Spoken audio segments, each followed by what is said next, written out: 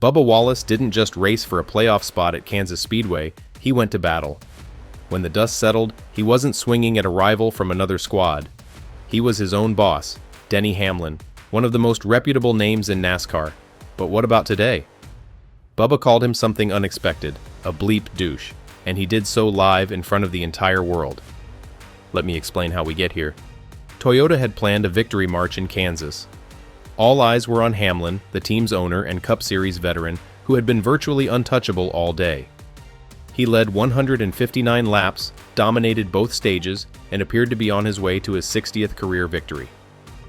Meanwhile, Bubba Wallace, driving for Hamlin's own 2311 racing team, arrived desperate. 27 points below the playoff cutoff. It was either win or bust. No second chances, there are no saving strategies, only one chance to redeem his season, but this is where things get weird.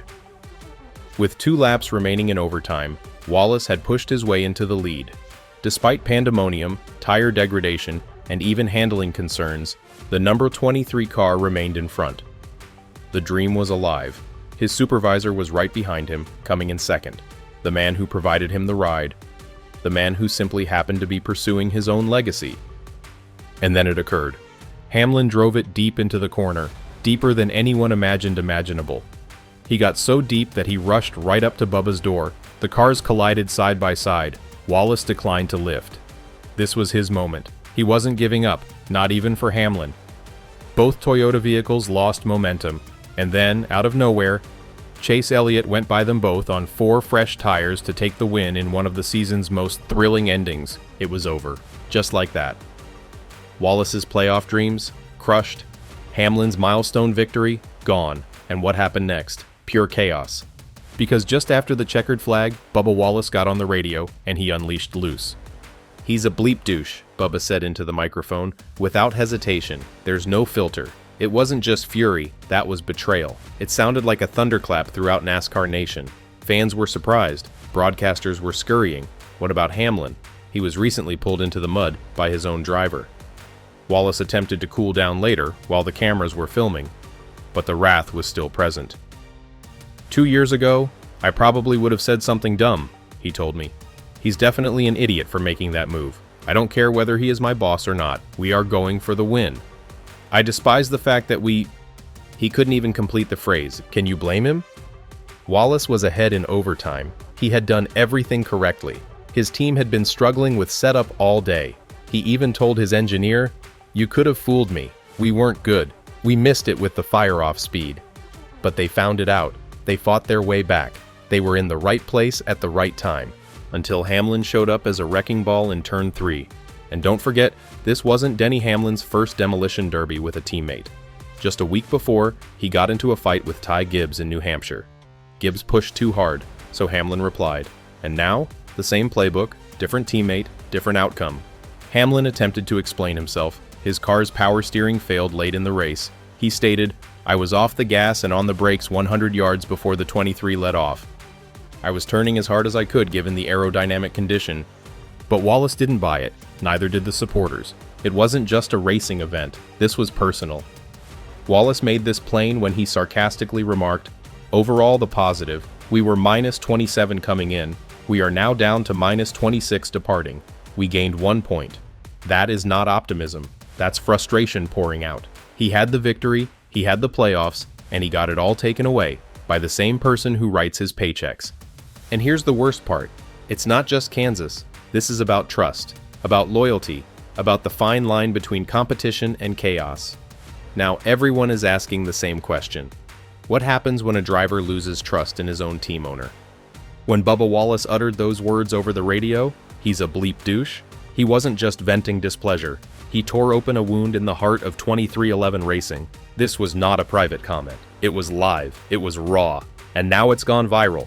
Social media ignited like a brush fire. Memes, tweets, and highlight reels. NASCAR fans were no longer just watching a race, they were seeing a feud between driver and owner, teammate and leader. Some supporters came to Bubba's defense. "He's just saying what everyone's thinking," one fan wrote. Others chastised him for what they perceived as insubordination. You don't call your boss that on the air no matter what happened. But the truth is, Wallace did not start this situation. He got dragged into it. All he wanted was a chance to keep his season going. Instead, he was bulldozed by his own teammates, and the consequences extend beyond a single furious comment. It has shook the entire Toyota camp. Denny Hamlin did more than just wreck Bubba's playoff dreams. He harmed his own company. When he shoved his automobile into the corner, he was not just hostile, but also reckless.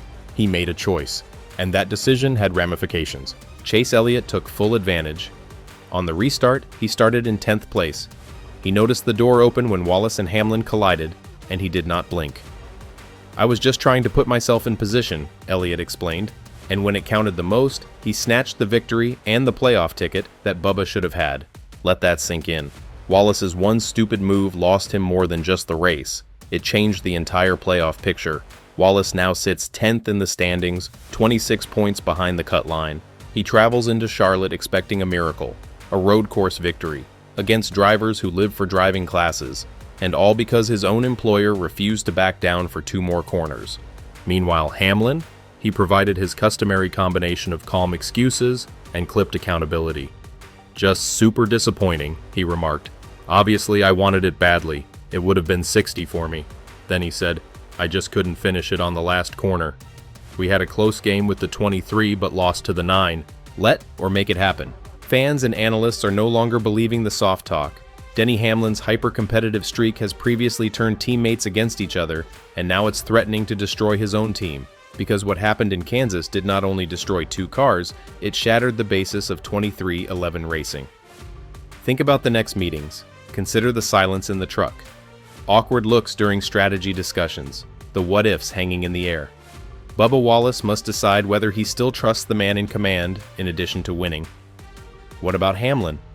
He must decide whether pursuing personal glory is worth destroying the team he formed from beginning. All of this comes as other Toyota drivers, like as Christopher Bell and Tyler Reddick, remain in contention for the playoffs. But rather than togetherness, there is anarchy. Last week, it was Hamlin versus Gibbs. This week, it's Hamlin versus Wallace. Toyota's internal harmony? Cracked, perhaps even shattered. What happens next could determine the team's future. If Wallace pulls off the unimaginable and defeats Charlotte, it might all become part of a gritty underdog story. Redemption, fire, revenge. What if he doesn't? What if he misses the cut? Then Kansas becomes the point at which everything falls apart. It wasn't just a race. That was a warning shot. And the message is clear. If drivers begin calling out their own owners on live radio, something is badly wrong. So, will this romance survive? Can Denny Hamlin and Bubba Wallace repair trust after such a public feud? Is Kansas Speedway the beginning of the end for one of the sport's most prominent driver-owner duos? Share your opinions in the comments, because one thing is certain, this drama is not over. Definitely not.